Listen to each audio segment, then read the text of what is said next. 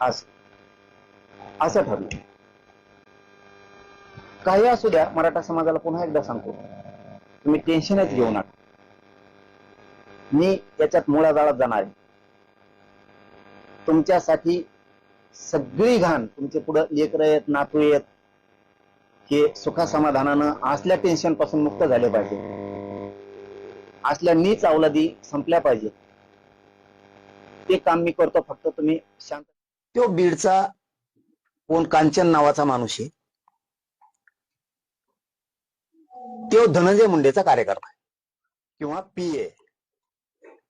धनंजय मुंडे हे माझ्या विरोधात षडयंत्र रचण्याचं काम त्यांनी केलंय. मग जवळचं कोण धरायचं,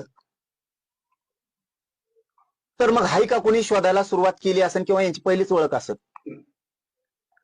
तर ह्या बीडचं पोरगा का कोणी तो पीए का कार्यकर्ता, त्यांनी ह्या आरोपींना घेतलं. यांनी सांगितलं असं आमजवळ हाय किंवा आम्ही मारतो, काय त्यांना माहित, आता ते तपासात होईल म्हणून तर बोला ना मी जास्त. त्याला परळीला नेलं, त्या बीडच्यानं रेस्ट हाऊसला, आणि तिथं एक मोठी बैठक सुरू होती. ती बैठक धनंजय मुंडेने सोडली. हे आल्याला कळालं की याच्यापाशी 10-20 मिनिटाचा वेळ दिला. आधी तिथंच एक आरोपी नेला होता याच्यातला, आधी यांना आरोपीच म्हणून आपण यांना तिथं नेलेलं होतं. तिथं एक आधीच दुसरा होता, ह्याच दोन्हीतला.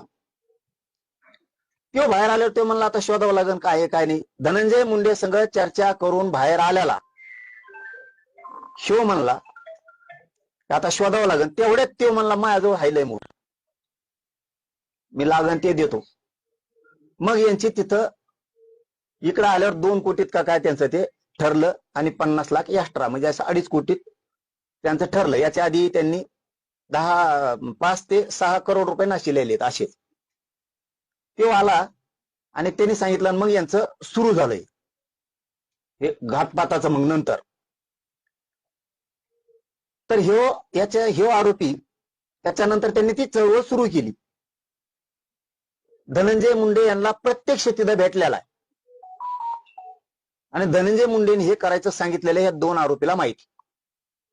याचा सुद्धा सखोल तपास होणं गरजेचं आहे. मी पहिल्यांदा सांगताना सुरुवातीला सांगितलं, धरा सोडून द्या, तुम्ही काय हे करा.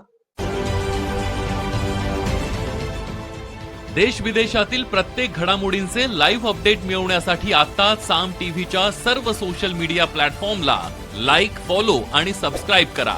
तसंच सर्व नोटिफिकेशनसाठी बेल आयकॉन प्रेस करायला विसरू नका.